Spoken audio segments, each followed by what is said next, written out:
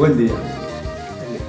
Segunda entrevista que va a realizar la televisión local Alco TV, y si el personaje primero era requerido de obligado cumplimiento por aquello del pregón de la fiesta, en este caso la entrevista va a ser con una persona relevante y de suma relevancia para Garrovilla y para la diáspora, como él le gusta decir. La persona a la que vamos a entrevistar ha sido un precursor en varias facetas de la vida, aunque más que entrevista, a mí me gustaría llamarla conversación entre amigos. ¿De acuerdo, Teófilo? De acuerdo. Dispuesto. Teófilo Domínguez de Clara, garrovillano desde 1943, tiene el privilegio de ser iniciador de la penúltima jornada de publicaciones sobre Garrovilla y sobre garrovillanos. A la suya siguieron publicaciones de todo tipo, poéticas e históricas, incluso recogidas de personales garrovillanos. Pero dejemos que sea Teófilo quien nos embauque y nos cuente sus vivencias sociales, literarias y culturales. Teófilo, ¿cuántas publicaciones has hecho a lo largo de tu dilatada vida? Pues he hecho dos y media, por decirlo de alguna manera. O sea, se iniciaron la primera se reeditó, o sea, son dos, más la reedición, que es más completa obviamente que la primera, ¿no? Garrovillas de Alconeta en 1940-1960, abarca no con exactitud, pero esos 20 años. Y en la reedición se mejoró. Sí, claro, por supuesto. Luego también hiciste un especial sobre aves, flora y fauna en la época. Sí, es el registro que llevaba el ayuntamiento de premiar a los cazadores de aves de rapiñas y de alimañas de todas clases. Lo iban anotando y el premio que correspondía, que eso obviamente está es una contradicción con el conservadurismo de hoy hacia los animales y hacia toda clase de... Lo que cambia la vida, cambia la vida. Sí, sí, por supuesto. Teófilo, como otros muchos garrovianos, tuvo que hacer un día las maletas. No sé si las maletas o la maleta. Las maletas. Y gracias. Y en aquella época se iba a buscar el sustento. ¿Cuál fue el primer destino laboral y los sucesivos, si los hubo, que seguro que sí? Y cuéntanos un poco, en la vida laboral, aquellos conflictos que comentábamos el otro día, aquellos conflictos de la mina allá en Asturias. A ver, pues haciéndolo un poco cronológicamente, yo pensaba marcharme a Cataluña, pero unos parientes de mi madre, hombre, que se venga a Asturias, que aquí hay trabajo, puede empezar a trabajar enseguida y tal, ningún problema. Bueno, yo me fui a Asturias y empecé a trabajar en la construcción. Esto era el día 30 de agosto de 1960 cuando marché allá, y efectivamente al día siguiente empecé a trabajar en la construcción. Y como en Asturias la climatología es muy adversa muchas veces, o sea, llueve mucho, en la construcción no se ganaba un duro, y entonces me vi obligado a entrar en la mina, que allí siempre entrar obviamente abajo en lo que es la explotación del carbón propiamente dicho. Allí estuve un año. En la mina obviamente había bastante movimiento, eran las grandes huelgas de 1963, que fueron de las más fuertes que se habían realizado contra el franquismo en aquella época, porque la huelga, además del asunto laboral, tenía una connotación política en el trasfondo, ¿no? Claro. Y añadir también, que no lo había dicho, que para mí el primer mes fue lo más difícil que yo he superado en mi vida. Te acordabas de la novia, de los amigos, de la familia.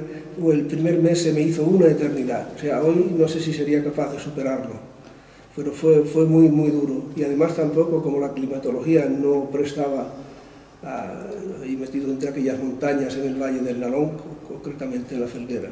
Aparte de lo laboral, alguna vez me comentabas que era también una especie de exilio voluntario por la época que se vivía. Sí, bueno, eso fue, digamos, ya cuando ya llevaba allí, ya se superaron las huelgas, se acabó aquello. Un edificio oficial que había allí en Sámadios, trabajo en Alemania, para los que quieran apuntarse, etcétera, etcétera. Entonces yo fui y me apunté, ponía el título Trabajo duro aguantando calor, y efectivamente fue así. Y entonces me apunté para irme a Alemania. Aquello fue una especie de exilio político voluntario, obviamente, ¿no? Por los momentos difíciles que se vivía, y además que uno, de forma que políticamente hablando es una contradicción, porque me voy huyendo de pero si queremos luchar contra el sistema, ¿entiendes? Tiene que ser desde dentro, no desde fuera, porque desde fuera es muy cómodo. Sí, así es. ¿Qué familias dejabas y qué te llevabas? No, yo iba solo, ¿me entiendes? Estaba soltero, tenía 18 años, y o sea que no dejaba atrás pues toda la familia. No había incluida, claro, evidentemente. Por supuesto. Aparte de la vida laboral, Teófilo es un hombre involucrado en los movimientos sociales de aquellos años convulsos de finales de la dictadura y principios de la democracia. Teófilo, ¿cuál fue el acicate que te estimuló para desarrollar en ti ese sentido de poner a nuestro alcance las publicaciones y los conocimientos que adquiriste? Bueno, pues eso ya lo he explicado, me parece, en alguna otra ocasión. Me parece una contradicción, pero es así. Yo, después de la mili, estuve en la mili en Cáceres y en Madrid, luego regresé al Prat, y se publicó, luego ya en el año 77, paralelo con Alconetas, se editó, aún se está editando, una revista local que se llama Delta, en referencia al Delta del Llobregat, sí, donde está radicado. Yo, que en aquellos tiempos obviamente ni sabía catalán ni nada, lo vi y me llamó la curiosidad, aunque estaba escrito en catalán, pero no, aquello me estimuló un poco para aprenderlo, ¿no? Total, que participé en el concurso, se salían 10 preguntas cada semana, eran 100 preguntas, y a mí aquello me engrescó, de forma que aquello me permitió conocer la historia del Prat antes que la historia de mi propio pueblo. Pero en fin, contacté con un señor que había en el Prat que se llamaba Jaume Codina y Vilà, que era doctor en historia, era toda una personalidad, premio de Sant Jordi, de la Generalitat y todo esto, un hombre que me trató siempre muy bien, y sin él saberlo me animó, digamos, fue un poco el animador. Uno de los acicates. De los acicates para poder. Bueno, el estar en la diáspora, como a ti te gusta decir, te facilitó la recogida de datos de aquellos personajes que estaban allí contigo para luego plasmarlo en los libros, en lo referente a Garrovilla. Bueno, obviamente estando allí en Cataluña había personajes que me facilitaban el sentido de la proximidad, ¿no? Sí. Y había, digamos, cuando venía al pueblo pues aprovechaba para los que estaban aquí. ¿Cuáles de los personajes que entrevistaste a lo largo de las publicaciones te causó una mejor impresión o sus vivencias eran relevantes? Bueno, el personaje que más me impactó fue Félix Álvarez, el Pilongo, que como más o menos todo el mundo sabe, estuvo 20 años en el exilio, estuvo en Argelia, luego después en Checoslovaquia, y estuvo todo el tiempo, ¿no?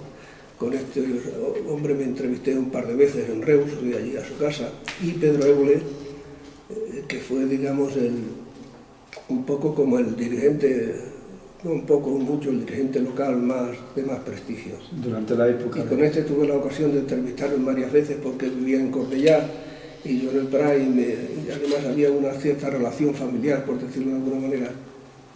Y fueron los dos personajes más relevantes.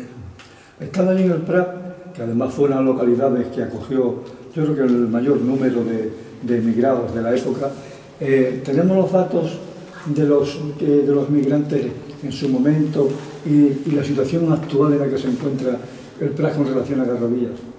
Sí, a ver, por el Prat habían pasado muchos garrovillanos, ha pasado medio Garrovilla. Lo que pasa es que muchos eran temporeros, estaban allí, trabajaban una temporada. En el año 80 me llevó mi hermana, por cierto, para ver exactamente, controlar los garrovillanos que había. Entonces había 1500 y pico de garrovillanos y aproximadamente unos 500 ya de segunda generación. Aproximadamente. Hoy la situación ha cambiado Bueno, ha cambiado en el sentido de que cada vez vamos quedando menos de los nacidos allí y cada vez aumentan más los descendientes. Evidentemente. Los últimos datos que tengo del encuesta oficial los hice hace exactamente un mes, fui al padrón, al Prat, y me facilitaron los datos, ¿no? Todavía vivimos allí, nacidos en Garrovilla, 411, pero a estos 411 había que añadirle los nacidos en Cáceres, que son bastantes, Claro. y esos son incontrolables. Bueno, habría que hacer un programa informático especial para, pues, bueno, pues este que es de hijo de Garroviano, este no es, pero yo calculo que serán como mínimo una decena aproximadamente los que habrá. Y en cuanto a los que ya han fallecido exactamente hasta ayer, como nos había muerto alguno hace pocos días, 401. En esos 401 van incluidos 21 de la segunda generación. Luego después, porque esa cantidad de los que han muerto, de los que han nacido y de los que han dejado de vivir allí, se han trasladado al Prat, vienen a sumar los 1000 y pico los mil que comentabas al principio. Al principio, porque por motivos laborales ha habido cierto movimiento de traslados. Sí, pero ya interiormente. Movimiento de traslado interiormente. Y regresar al pueblo, yo calculo que ha podido regresar una centena porque han sido muy pocos los que han, esporádicamente ha ido regresando algunos, pero no. Sí, lo que hablábamos el otro día, de que al final la endoculturación de la zona, por aquello de los nietos y de tener allí ya segundas familias y segundas generaciones, pues es más difícil que vuelvan, ¿verdad? Yo creo que es muy difícil, que en un principio se pensaba, mucha gente decía, yo cuando me jubile y tal, pues regresaré al pueblo. Eso ha sido una minoría muy minoritaria, valga la redundancia. ¿Cuál ha sido, a tu manera de ver, los cambios que se han producido dentro del mundo taurino, desde aquella época en la que tú plasmabas las crónicas taurinas hasta el día de hoy? A ver, no sé, cambios relevantes, yo no sé cuál sería el más. Yo creo que el más importante ha sido, digamos, la solidez que tiene ahora la plaza, que no tenía en aquellos años, que se colaban los toros, ¿me entiendes? La seguridad también. La seguridad, sí. Y eso pues ha cambiado totalmente, porque desde el año 79, creo que fue el 79 si no recuerdo mal, no se ha colado nunca un toro más en la empalizada. Toros en las vaquillas, sí. Podemos comprobar todas las escuelas por donde quiera. Y cosas puntuales que uno recuerda, que marca a lo mejor esto, pues podríamos. Recuerdo el toro Colín en el año 47, que mucha gente no fue un toro bravo, muy bravo, cuando en el 44 se reanudan los toros, porque antes no había, durante 12 años así, la guerra y la república no hubo festejos. No hubo festejos, taurino hasta el año 44. Que otro de las cosas que marcaron hito fue el toro Soldadito, ¿entiendes? Del año 52 o 53. No recuerdo bien. En el año 56 el Cenizo, que también cogió a Paulino, también fue un toro muy bravo. El toro que saltó al pozo, que es 75, y ha habido por ahí algunas cogidas, digamos, graves, como desgraciadamente la de Fernando. Sí, Fernando Hurtado. En el año 2000. Sí, es cierto que la bravura se medía en función de las cogidas. Sí. Hoy el toro ha sido bueno, hay que acogida, y además era forastero. Y también hemos notado un cambio, lo que tenemos ya algunos años a nuestras espaldas, en lo que es la violencia que hoy se llama violencia taurina. Recordamos las picas aquellas, los regiletes, los soplillos, sí. ¿Te acuerdas, Teófilo? En eso se ha dado un paso de gigante, diría yo, en no maltratar, porque hoy día ya, desde que se prohibió picarlos, ha habido, yo creo que hay un paso importante, porque ahora no se ve aquella imagen sangrando el toro como era muy habitual, porque yo recuerdo que un año, en un momento dado, llevaba el toro hasta 17 rejones colgados, sí. Que era una barbaridad, ¿no? Pero bueno, eso se ha ido también superando. Apaciguando con el tiempo. Sí, sí. Como hombre observador que eres, ¿cuáles son los cambios sociales que se han producido en Garrovillas? Porque tú te fuiste con una dictadura y ahora estamos en una democracia. Evidentemente ha habido cambios. Esto ha ido, pues yo diría, paralelo con todo el país, ¿no? Todo, la cuestión digamos, de las libertades y la democrática ha ido paralelo en todo el país. ¿Y a nivel local? A nivel local no sabría yo distinguir, por el hecho de haber vivido tantos años fuera, a veces se te escapan las cosas, ¿no? Y los cambios que hay a veces son paulatinos y no los aprecias si no es una cosa puntual que sea destacada. Y en infraestructura sí que también ha habido cambios, ¿verdad? Hombre, claro, esto también, pues, como ha sucedido en la mayoría de los pueblos de España, los ayuntamientos en todas partes han sido un acicate importante en la cuestión social y política, tanto en el urbanismo como en infraestructuras, bien sean colegios, bien sean polideportivos, bien sean otros tipos de centros. Eso también se ha... Sí, aquellos gorrones que teníamos en la calle, o aquellas colas en las fuentes de agua, ¿te acuerdas? Que teníamos que hacer colas para recoger la cántara de agua. Luego también otra de las cosas que hubo fue cuando, si os acordáis, la copa aquella, la fuente que pusieron en el medio de la plaza, sí. Que el precursor de ello fue Fernando Bravo. Sí, sí, correcto. Y aquello duró 12 años, creo que terminó, que iba desde el 80 al 92, si no recuerdo mal las fechas esas. Eso fue otro cambio que hubo, pero luego afortunadamente la fuente se quitó, volvió el pozo, que es más típico. Sí, es que además era época de bonanza económica y había que invertirse, aunque no estuviera de acuerdo con el entorno, así. ¿Cambiamos de tercio? Sí, no hay ningún problema. ¿Cuál es la situación actual y cómo vivís los emigrantes en Cataluña, el momento actual, con referencia a los movimientos secesionistas? A mí, con bastante, yo diría a veces, no sé si pasotismo sería la palabra adecuada, porque a mí me sorprende que cuando vas en el autobús, en una cola determinada, esto prácticamente nadie habla del asunto político. En cambio, del fútbol, ¿me entiendes? Eso es una realidad que se da ahí. Y yo me parece que la gente no se lo toma en serio si esto puede acabar por fin en un choque de trenes o al final ¿cómo se llama? El Sein català o la Rauxa, o sea, en el sentido de ser coherente y tal y cual. Y la Rauxa es el empuje, ¿entiendes? Sí, sí. Más esto.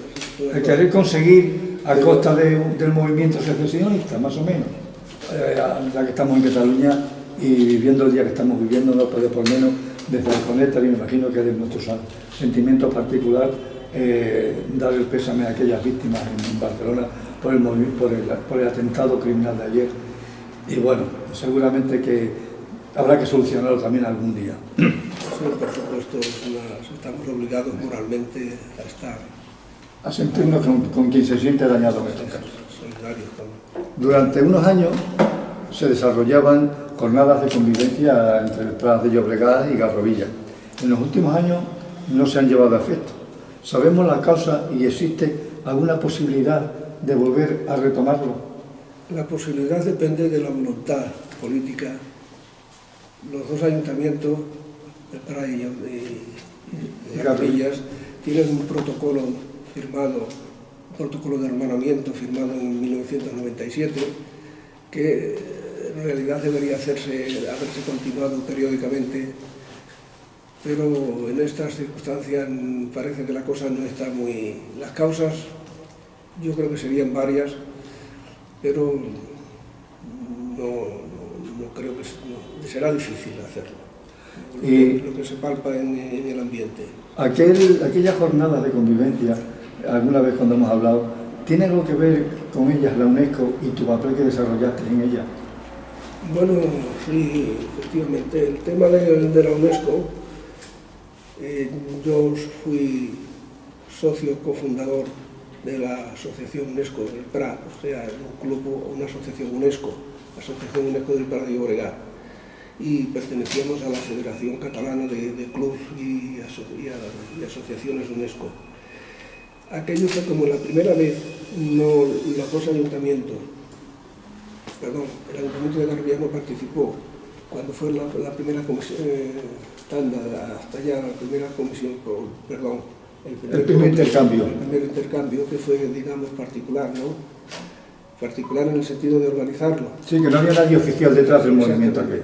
Entonces nosotros hoy vamos a pedir una ayuda al ayuntamiento, una subvención para el tema, pero claro, lo que yo le decía a mis compañeros, digo, bueno, allí yo me presento a pedir Teófilo Domínguez, bueno, ¿y quién es Teófilo Domínguez? ¿Quién representa? ¿Quién hay detrás?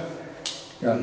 Y todo esto, pues entonces digo, mira, lo mejor que hay es pedirle ayuda a la UNESCO, que ellos nos apoyen moralmente y técnicamente para que, digamos, eso se pueda llevar a cabo, y nos dieron una subvención de 275.000 pesetas, que en el año... De la época. De la época, el año 95, pues eso. Con aquello y una rifa que hicimos sacamos 500.000 y pico de pesetas y pudimos, digamos, hacer todos los eventos que se hicieron, una comida y demás. Como administrador, que fuiste de la UNESCO, cuéntanos un poco aquella isla tuya a Palestina y algún proyecto también que tuviste con Cuba. Bueno, la UNESCO teníamos varios proyectos de cooperación con algunos países, por ejemplo con Palestina. En Palestina teníamos la subvención de una casa cultural que estaban formando ahí unos palestinos, digamos, palestinos de tendencia católica, de tendencia no era judía. Concretamente la casa cultural estaba en Belén. Y después también lo de Cuba, sí, una casa de la época colonial, sí. No me salía la palabra. Había allí, digamos, y nosotros la adoptamos, por decirlo de alguna manera, y fuimos enviando fondos hasta que se construyó de nuevo, se rehabilitó. Se rehabilitó. Uh-huh. Y normalmente hacíamos otros tipos de proyectos de cooperación. Y también hicimos varias jornadas internacionales contra el racismo, contra la xenofobia, contra el hambre. Varias jornadas internacionales trajimos a ponentes muy importantes. Incluso Federico Mayor Zaragoza, que era entonces director general de la UNESCO con la sede en París, nos visitó varias veces. Tuvimos el honor de que nos recibiera, incluso una vez en el despacho que tiene ahora en Madrid también fuimos a entrevistarnos con él, y nos trató siempre muy bien. Sí, la verdad es que la UNESCO ha desarrollado y está desarrollando siempre movimientos sociales en zonas donde más se necesita. Y a pesar de que fue 12 años director general, Estados Unidos no pagaba la cuota para que económicamente se fracasara Mayor Zaragoza, que era el objetivo que tenía. ¿Entiendes? Pero mereció la pena. Yo me siento muy satisfecho de haber tenido el honor de cenar al lado de Mayor Zaragoza, ¿entiendes? Y que nos visitó varias veces en el Prat, y también pues otros ponentes en conferencias que hicimos de varios tipos. Y me sentí fue un proyecto. Lo que pasa es que yo dejé las finanzas de la asociación, y aquello luego después, los sustitutos que tuve al cabo de 5 o 6 años, aquello se fue al garete. Una verdadera lástima, porque era un proyecto muy edificante, un proyecto muy solidario, muy gratificante. Eso sí. ¿Tú te sientes orgulloso de aquello? Sí, yo me siento orgulloso de esto. Y nosotros en Garrovilla nos sentimos orgullosos de haber tenido un garrovillano ahí manteniendo las finanzas y haciendo buenos términos en la UNESCO. Me hicieron un socio de honor, una orla o un título, seguro que más que sobradamente merecido. Una de las cosas que recuerdo muy bien de la UNESCO y me impactó es que en la sede en París hay una especie de eslogan en varios idiomas donde se dice que las guerras se forjan en la mente de los hombres, y es en la mente de los hombres donde hay que erigir los baluartes de la paz. El haberse dilatado en el tiempo la inmigración, y siendo ya muchos los garrovillanos residentes en el Prat, de segunda y tercera generación, me imagino, ¿se puede haber enfriado el lazo que unía a las dos poblaciones? Bueno, yo diría que eso es una cuestión generacional. Los nacidos en Garrovilla, y están en función de la edad y en función de estos no ha influido mucho, la gente se sigue sintiendo mucho en el pueblo y tal. Las nuevas generaciones ya están un poco en el intermedio. ¿Distanciando? Y sí, distanciando un poco ya, porque yo creo que eso ha sucedido en los movimientos migratorios a lo largo de la historia. La endoculturación que se llama, pues al final te tienes que involucrar en la zona donde vives y ir olvidando un poco de dónde procede, pero eso es algo generacional. Pero de todas formas, acrecientan los sentimientos localistas de aquellos que tenemos que emigrar o que habéis emigrado, el distanciamiento ese por las cuestiones laborales y otras cuestiones, acrecienta el sentimiento hacia el lugar de procedencia, el lugar de nacencia. Involuntariamente, claro que esa integración depende muchas veces de la cuantía, es una cuestión, digamos, estadística. Una familia garrullana que ha vivido sola por ahí dentro de Cataluña, zonas por ahí, con Cataluña en dins, como dicen los catalanes, o sea, tierra adentro, esos pues se han visto absorbidos, ¿me entiendes? Hablan catalán, se han visto absorbidos en esto. En el Prado, en Reus, pues eso es todo lo contrario, que hay gente que físicamente, pues prácticamente cree que vive en Garrubillas, sí. Y otra gente, pues Y eso ayudan posiblemente los hogares de otras regiones. Por ejemplo, en Leganés yo recuerdo que en la Casa de Extremadura de Leganés había gente que se pensaba que estaba viviendo ahí, en Garrobilla o en Albuquerque o donde fuera, pero porque solamente se involucren en los movimientos sociales de la tierra donde procede. Cierto es, como tú decías, si vas a un pueblo donde no tiene más paisanos, pues tienes al final que introducirte en la sociedad en la que te acoge, evidentemente. Pero, dime. Volviendo a lo del centro extremeño, Sí. Los garrullanos, el centro extremeño se creó hace 20 años y en función de los garrullanos que hay en el Prat, no hay mucho, no hay demasiado. Por ejemplo, ahora el Prat, o sea, el centro tiene no llegar a 200 socios, de los cuales me parece que 60 y algo son garrullanos. Yo fui en su día, en una de las legislaturas, pertenecía a la Junta Directiva como vocal de Cultura, pero, digamos, no había, digamos, espíritu asociativo, sino que más que nada... de añoranza. Sí, movimiento de añoranza. En parte sí. Movimiento de añoranza. Se refería antes, Teófilo, a su labor en la UNESCO, se ha referido a su labor también en el Centro Social Extremeño, en el Prat, el plazo fundador, y por eso mismo Teófilo no solamente ha sido un hombre involucrado con la cultura de su procedencia, también participó en la AMPA, trabajaba siempre altruistamente en movimientos como la Asociación de Padres de Alumnos, incluso me comentaban un día que una cooperativa de vivienda también sí. Estuviste vinculado. Sí. Cuéntanos. A ver, perdona, es que ha habido, me parece haberte sentido decir que fui fundador del centro extremeño. ¿Cofundador? No fui del centro extremeño, yo cuando me asocié cuando ya llevaba unos meses. O sea, lo que sí fue socio, cofundador fue de la UNESCO local.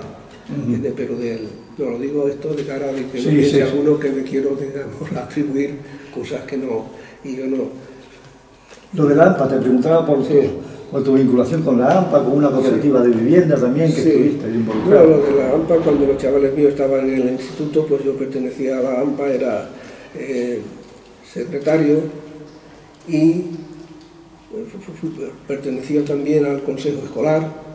Que era ya como representante de la AMPA, claro. Sí, claro, un organismo ya electo. Sí. Y luego en la cooperativa de vivienda aquella que comentábamos. Sí, también yo cuando llegué al Prat, después de la mili, había unos chavales, muy buenos chavales eran entonces, ahora ya son más o menos mayores, que querían fundar una cooperativa de viviendas. Entonces estaba el boom en la construcción de los años del desarrollo y demás. Entonces uno de ellos me dijo si quería colaborar con ellos o podía entrar como socio, ¿entiendes?, para hacer de administrativo. Entonces yo me acepté, estuve trabajando con ellos una temporada y afortunadamente allí no hubo problemas de corrupción y cosas de ese tipo. Lo único que era, digamos, pues el egoísmo de la gente a veces no es fácil a la hora de asignar el sueldo, a la hora de asignar cada uno, Y yo hacía las dos funciones, hacía de administrativo y hacía de peón. Y la recompensa era muy escasa, así que lo dejé y entonces entré en la sede de Barcelona, donde trabajé 31 años. ¿En la seda? Sí. Entonces ya allí, pues eso, trabajé también como administrativo, allí luego como técnico de control de calidad, hasta que me jubilé. Teófilo, el cual no defrauda nunca, y además agradecidísimo por su acogida y dispuesto siempre a enseñarnos todo lo que sabe. Me vas a permitir terminar con unas palabras y luego tú te despides como tú quieras. Pero posiblemente estás buscando a ver qué dedicarte y lo mejor que he podido encontrar son unos versos de un tal Machado, aquel filántropo bueno, y de su retrato dice algo así: hay en mis venas gotas de sangre jacobina, pero mi verso brota de un manantial sereno, y más que un hombre al uso soy, en el buen sentido de la palabra, un hombre bueno. ¿Estás de acuerdo con esos versos de Machado? Sí, la verdad es que Machado me encanta. He estado 2 o 3 veces en la tumba de Machado porque es una persona que sí me ha llegado al alma. Y claro, con rigor ya, cada vez que lo he visitado, me llega al alma, vaya. Y bueno, tanto siempre me recuerdo de eso, del patio de Sevilla, Sí. Mi juventud son recuerdos de un patio de Sevilla. Estos versos pertenecen a ese poema. Castilla lejana y sola, han metido en tus andrajos, desprecias cuanto ignora. Y luego ya frases Freude, o sea que me agrada esa... Te emociona. Esa referencia, sí. Terminamos, Teófilo. Dinos lo que quieras para este nuevo proyecto que tenemos de televisión local, en el que siempre has sido iniciador, y seguramente que si estuvieras activo estarías colaborando sin que esto cierre la puerta de alguna posible colaboración tuya próxima en el PRAS para esta televisión local. Bueno, yo estoy, digamos, agradezco que os hayáis acordado de mí. Lo que sucede es que, no sé, los nervios y tal, creo que no he estado a la altura que yo mismo esperaba de mí, pero no es como es y, en fin, a veces no te salen las cosas como crees y como la memoria falla muchísimo, pues bueno, pues eso es lo que hay. Repito, Teófilo nunca defrauda. Encantado, amigo. Ha sido un placer. Gracias. Eso nos pasa a todos, Teófilo. Eso nos pasa a todos. Se cree que es solo, ¿sabes?